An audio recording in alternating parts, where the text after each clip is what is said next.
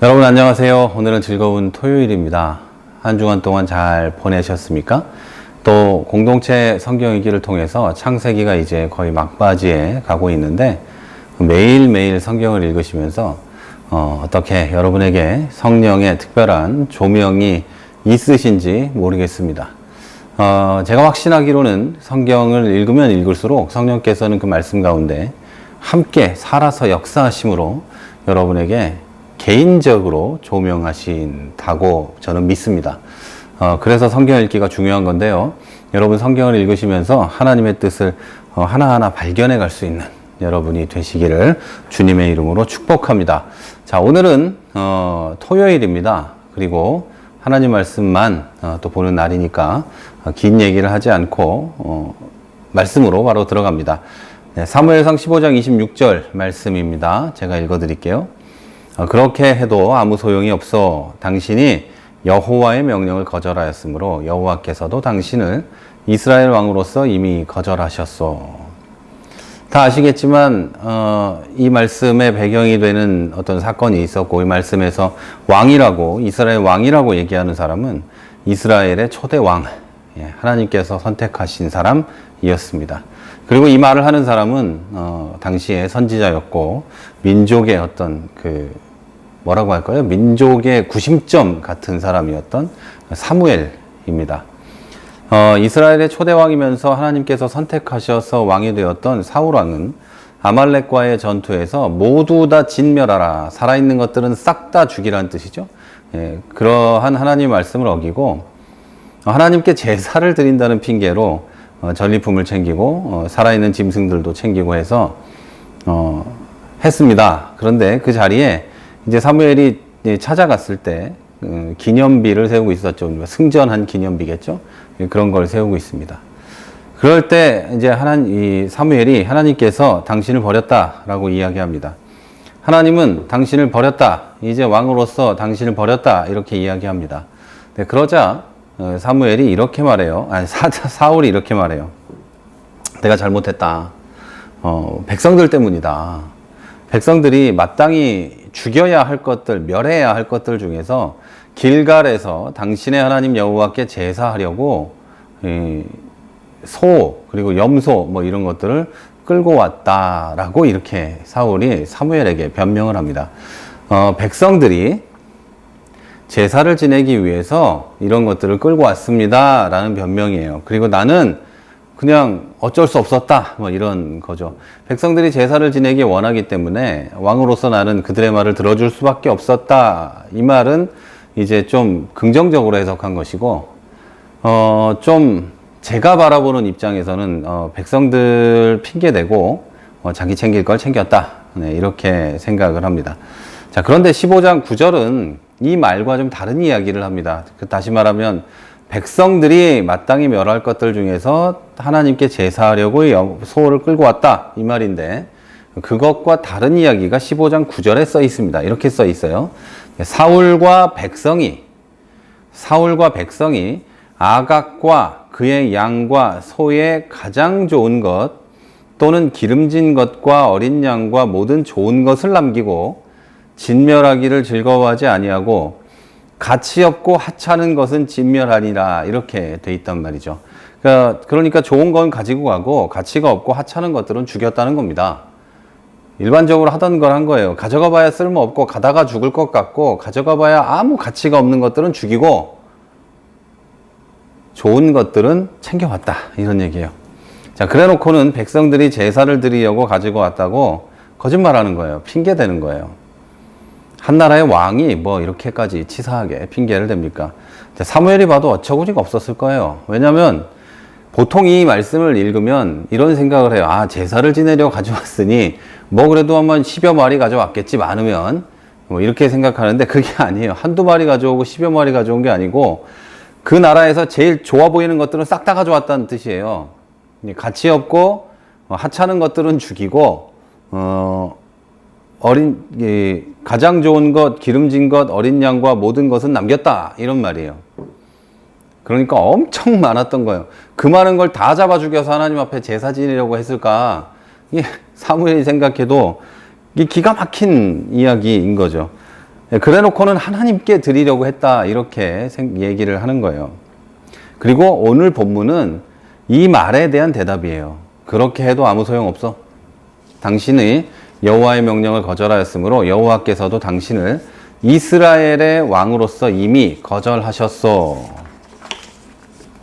이 말을 듣고 사울은 이제 돌아서서 가려는 사무엘을 붙잡아가지고 사무엘의 옷자락이 찢어지기까지 합니다. 그래서 이제 성경을 읽는 사람들은 여기서 약간 그러면 이제라도 사울이 회개하는가? 내가 잘못했어요. 다시는 그러지 않을게요. 다시는 이러지 않을게요. 지금이라도 이것들을 다 죽여서 그 말씀에 순종하겠습니다라고 하든지 그럴 것 같은데 그게 아니에요. 이제 사무엘이 돌아가려고 하는데 옷자락이 찢어질 정도로 붙잡고서 한다는 말이 이겁니다. 내가 범죄하였을지라도 내가 비록 죄를 지었지만 이제 청하옵나니 이제 부탁은 하나 할게요. 내 백성의 장로들 앞과 이스라엘 앞에서 나를 좀 높여주십시오. 내 얼굴을 좀 봐요. 내 얼굴을 좀 봐주세요. 내 얼굴을 좀 생각해 주세요. 이 얘기예요. 그러면서 나와 함께 돌아가셔서 나와 함께 가주세요. 그래서 내가 하나님 여호와께 경배하게 하소서. 이렇게 말하는 겁니다. 사무엘은 지금 하나님의 말씀을 전했어요. 너 그렇게 해가지고도 아무 소용없어. 변명할 필요도 없고 이제 네가 죄를 지었다고 고백해도 소용없어. 백성 탓해도 소용없어. 하나님은 이미 너를 버렸어. 라고 이야기하고 있음에도 불구하고 사울은 그래요. 내가 죄를 지은 건 맞는데 그래도 내 얼굴을 좀 세워주세요. 내 얼굴을 봐서라도 그러지 마시고 내 백성의 장로들과 이스라엘 앞에서 나를 좀 높여주세요. 나와 함께 돌아가서 내가 하나님께 제사 지낼 수 있게 예배 드릴 수 있게 해주세요.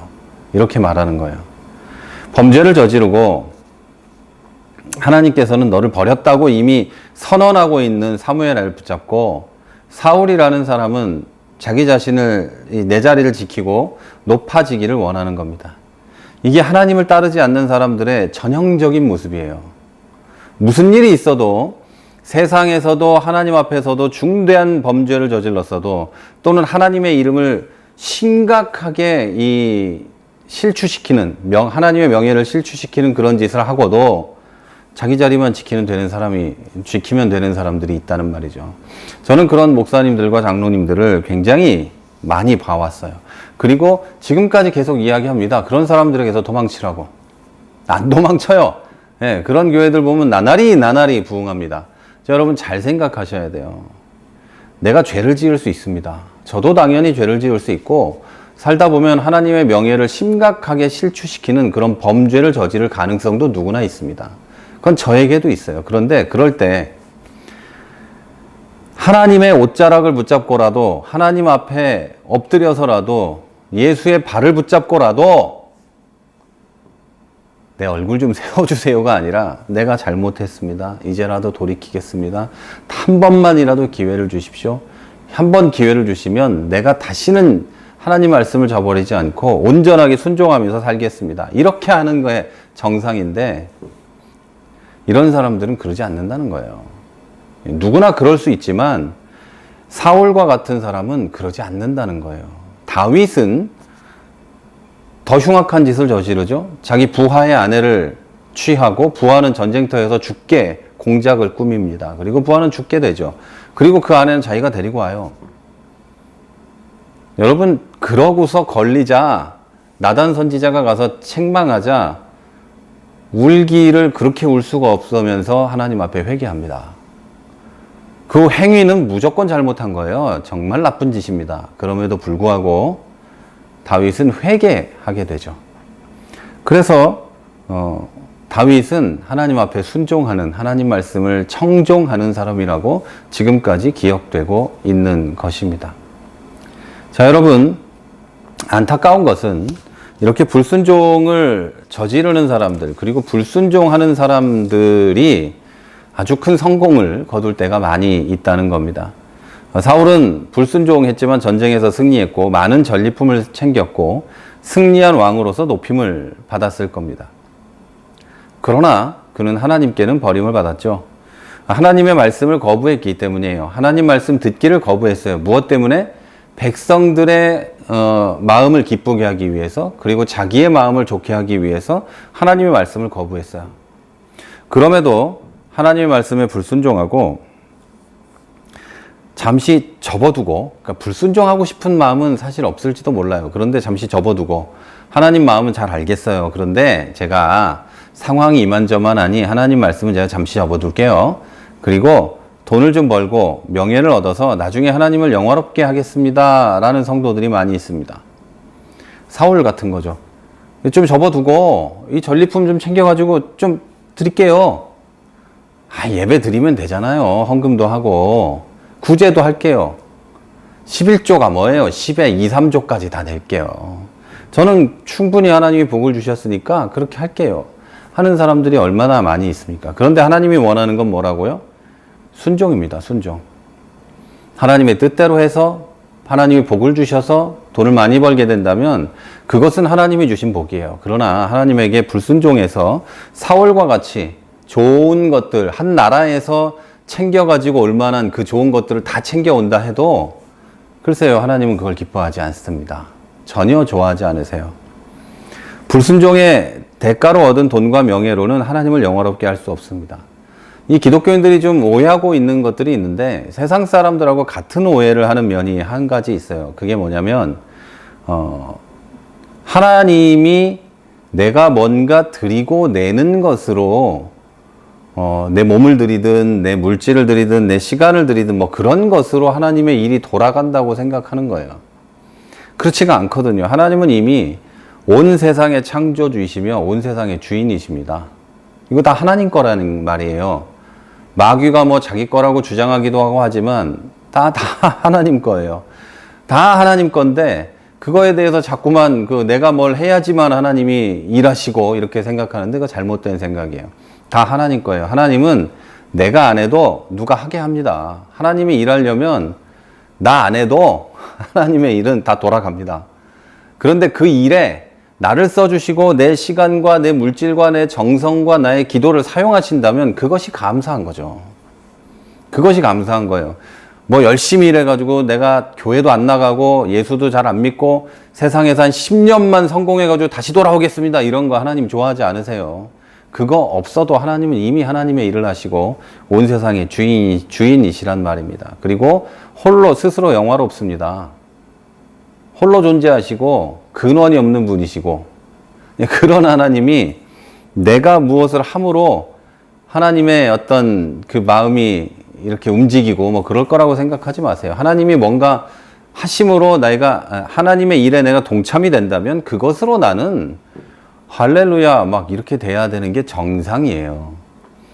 내가 뭐 교회와 하나님의 일에 어떤 뭘 했을 때 하나님이 너 때문에 네 덕에 이런 건 절대 아니에요. 저도 마찬가지고 그 누구도 그런 생각을 할 수가 없는 겁니다. 왜냐하면 온 세상이 원래 하나님 거니까요. 그거는 굉장히 잘못된 생각입니다. 하나님께는 그 어떤 물질적인 것도 필요 없어요. 그리고 그 어떤 인위적인 영화도 필요 없을 만큼 이미 스스로 영화로우시고 그 어떤 인간의 제사나 예배 행위도 하나님에게는 원래는 필요 없어요. 그러나 하나님은 그것들을 우리를 위해서 만들어 주신 거란 말이에요. 구약 시대의 제사는 뭐 화목제, 무슨 제 이렇게 쭉 있는 제사들은 죄사함과 우리의 죄사함에 대한 거예요. 인간의 죄사함. 하나님이 소를 잡는다고 그걸 드시간요? 안 드시죠. 양을 잡으면 드세요. 비둘기를 잡으면 드세요. 곡식을 빻아서 태우면 드세요. 안 드신단 말이에요. 하나님은 그런 거 안 드세요. 그런데 사람들은 그것을 하나님을 위한 거라고 막 생각하고 있죠. 하나님이 너희들이 이런 정도의 마음을 가지고 나에게 찾아와서 제사를 지내면 내가 받아줄게. 그리고 네가 죽어야 될 죄 대신에 짐승이 죽은 걸로 너의 죄를 용서해 줄게. 이렇게 이야기하시는 거예요. 그리고 신약 시대에 와도 마찬가지예요. 예수 그리스도의 죽으심으로 우리는 누군가의 피는 필요가 더 이상 없게 되었어요. 그러나 나의 회개, 나의 기도, 나의 예배, 나의 찬양은 나는 하나님께 드리는 거지만 하나님이 그것을 예수 그리스도의 피 때문에 받아주고 계시는 거예요. 그 모든 것은 하나님을 위한 행동이 아니란 말이에요. 이미 하나님은 내가 안 해도 영화로우십니다. 완전하시고 모든 것의 주인이십니다. 그러니까 여러분, 내가 뭘 해서 하나님이 뭐 될 거야 이런 생각은 하지 마세요. 다만 하나님이 그것을 받아주실 뿐이에요. 나를 통해서 일하여 주시고 나를 통해서 움직여 주시고 하나님의 사역을 만들어가 주시는 것이 얼마나 감사한지 모른다는 기쁨과 뭐 이런 게 우리에게 나와야 된다는 거죠. 그래서 사울이 짐승을 하나님이 멸하려고 다 죽여라라고 했을 때 다 죽이지 않고 재산을 챙겨왔죠. 남의 것을 다 뺏어가지고 이제 챙겨왔단 말이에요. 그리고서 그걸 가지고 일부러 하나님께 일부를 드려서 하나님께 제사를 드리려고 했어요. 그 마음이 가짜라고 생각하진 않습니다만, 그러나 하나님은 그거 이전에 다 죽이라고 한 말을 더 중요하게 여기시는 거죠. 그렇기 때문이에요. 뭔가를 드린다고 해서 하나님이 좋아하시는 게 아니란 말이에요. 하나님이 말씀하신 것을 그대로 지키는가, 그리고 그걸 지켰을 때 하나님이 나에게 주시겠다고 하신 은혜와 축복이 있단 말이에요. 그래서 하나님이 말을 들으라고 하는 거예요. 이 순종에 대해서도 오해하는 게 있는데요. 순종을 하면, 내가 하나님께 순종하면 하나님이 좋아하실 거야. 당연히 좋아하시죠. 왜 좋아하실까요? 나에게 뭔가 줄 수 있기 때문이에요. 그것이 은혜든 영적인 은혜든 물질의 축복이든 뭐 인생에 있어서의 어떤 전환점이든 이것들을 주실 수 있기 때문이에요. 그러나 내가 순종하지 않고 다른 길로 계속 가면 그것을 주고 전환하게 되고 뭔가 할 수 있는 계기를 만들어주지 못하는 거예요. 내가 내 맘대로 행동했기 때문이죠. 그래서 하나님은 순종을 중요하게 여기시는 거예요. 순종을 하지 않고 맨날 예배만 드리고 하는 거예요. 근데 여러분 분명히 얘기하지 않습니까? 하나님께는 순종이 제사보다 낫습니다. 여러분, 불순종의 대가로 얻은 돈이나 명예, 그리고 나의 무엇으로 하나님을 영화롭게 할 수 있다는 생각을 버려야 합니다. 사울은 그 생각 때문에 망한 거예요. 하나님이 좋아하시겠지? 그랬겠죠. 이러면 하나님이 좋아하시겠지? 하나님은 그런 거 안 좋아합니다. 그리고 가증스럽게 사람 백성들과 사람 앞에서 나를 높이는 그런 예배 행위 좋아하지 않습니다. 하나님은 단순히 우리에게 원하시는 것이 순종입니다. 그리고 하나님은 순종에 따른 어떤 그 은혜와 이런 것들을 주기 원하시는 거예요.